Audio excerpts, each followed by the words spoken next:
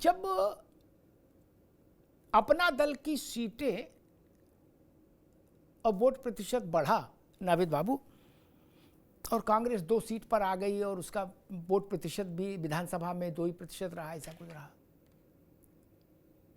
तो अपना दल के एक, मैं नाम नहीं लूंगा, एक बड़े प्रतिनिधि ने मुझसे कहा कि भाई साहब, व्यक्तिगत बातचीत में, आज संदर्भ आया तो कह दूं, उन्होंने मुझसे कहा भाई साहब सच बताऊं, हमें यकीन नहीं आता कि हम कांग्रेस से बड़े हो गए। क्या ये छोटी बात है क्या? जो बड़ा हो गया उसके लिए बड़े गर्व का विषय है, और कांग्रेस के लिए इससे बड़ा कोई शर्म का विषय नहीं हो सकता। आप कहां के खड़े हो गए उत्तर प्रदेश में मित्र?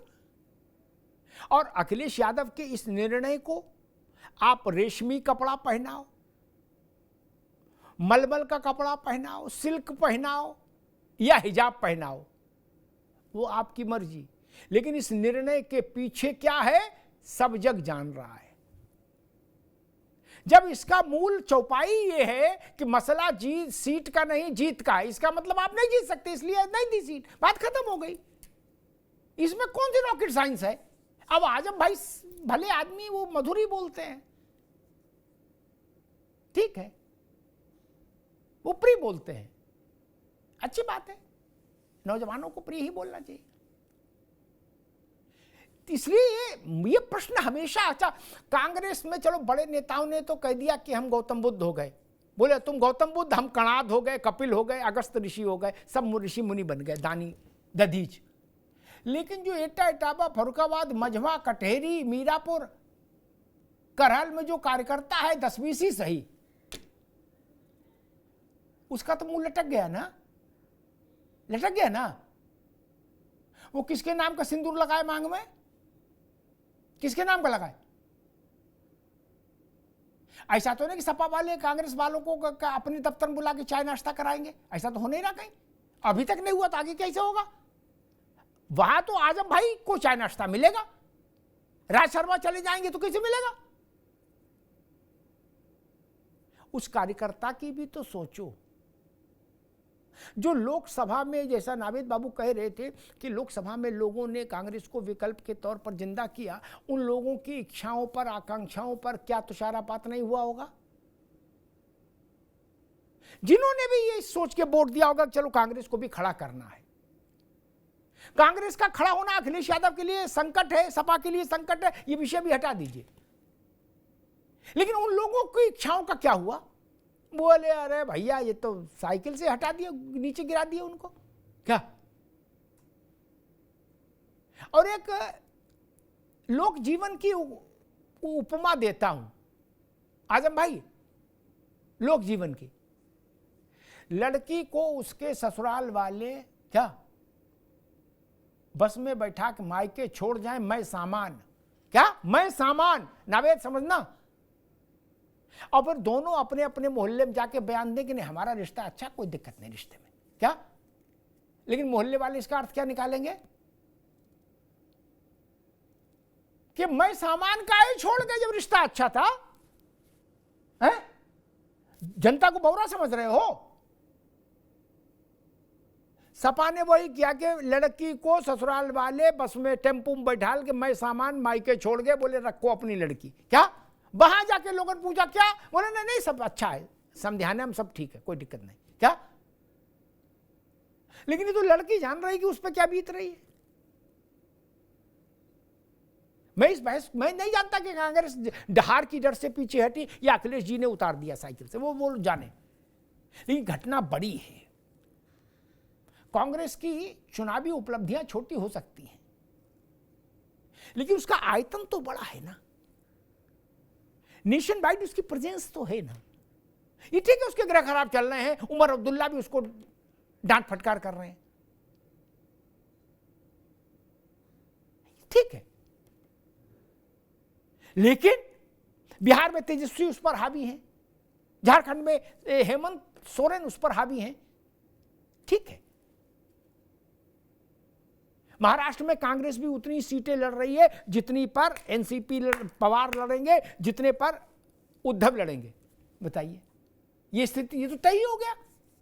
पहले कहा जा रहा था कांग्रेस जो है उतनी लड़ेगी जितनी भाजपा लड़ेगी एनडीए में, अब तय हो गया, बोले ना 85-85 लड़ेंगे तीनों।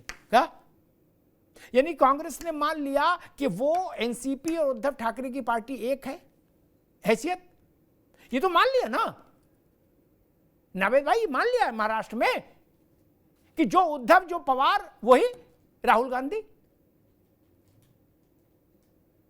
प्रियंका जी आएंगी, नई रोशनी लाएंगी, एक नारा चलता था, अब प्रियंका जी आ रही हैं। आजम भाई ने उस नारा को फिर से जिंदा लगा दिया, बोले प्रियंका जी आएंगी। हम सोच रहे थे राज भाई लगाएंगे, लेकिन राज भाई छोड़ गए, आजम भाई लगा दिए। खैर ठीक है, ये ऐसा भाईचारा रहे, अच्छा है।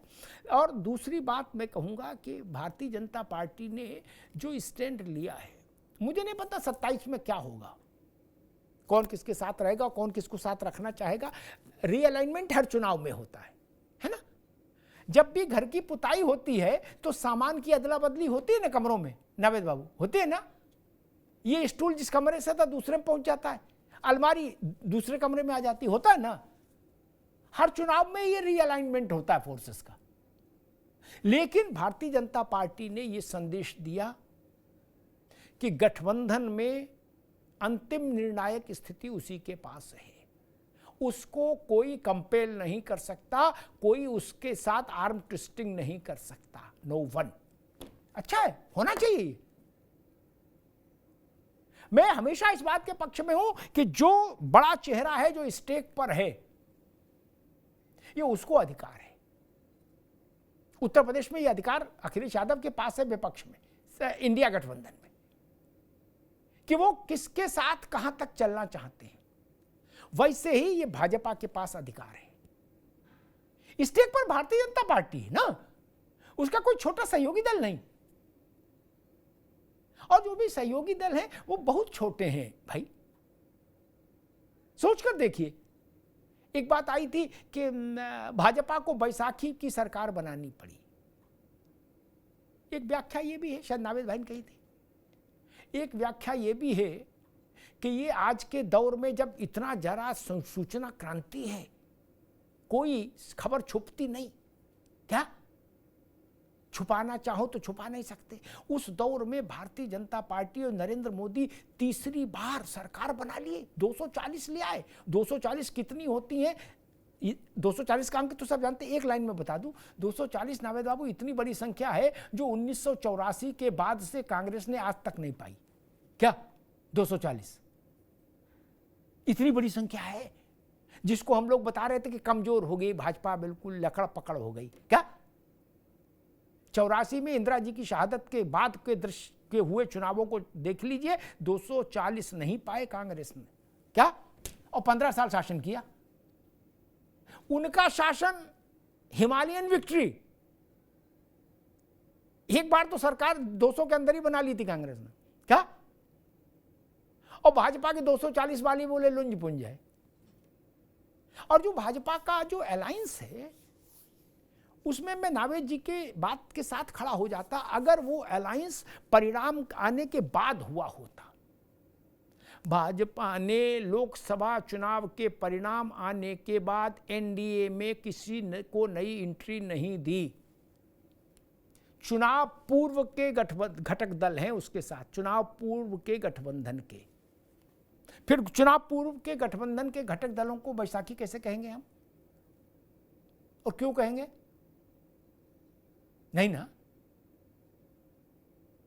चुनाव के बाद वो नीतीश को ढूंढ कर लाते, चंद्रबाबू को ढूंढ के लाते, तो मैं कहता कि हां बैसाखी है। नावेद भाई, ये अंतर है। नहीं तो गठबंधन की सारी व्याख्या ही बेकार हो जाएगी, ध्वस्त हो जाएगी।